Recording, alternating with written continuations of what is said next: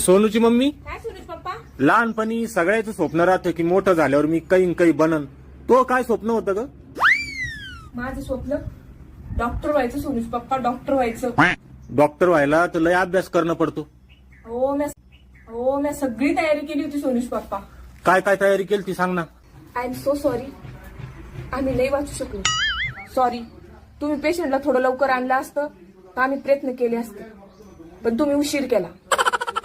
ही गोळी सकाळी अनुषापोटी घ्यायची आणि ही गोळी सकाळ दुपार संध्याकाळ 3 टाइम अर्धी अर्धी घ्यायची आणि ही गोळी संध्याकाळी जेवण झाल्यावर घ्यायची.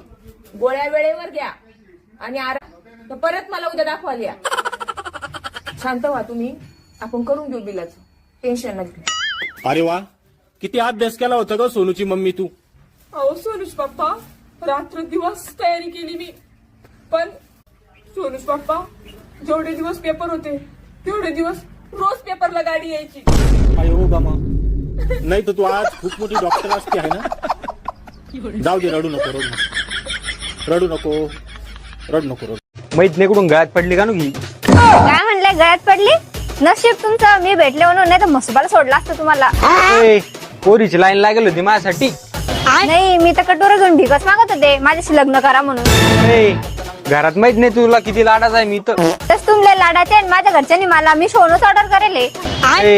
लग्नाच्या पहिले वाघ म्हणत होते मला. वाघ तर तुम्ही आता बी, पण त्या वाघावर आता दुर्गा बसेल.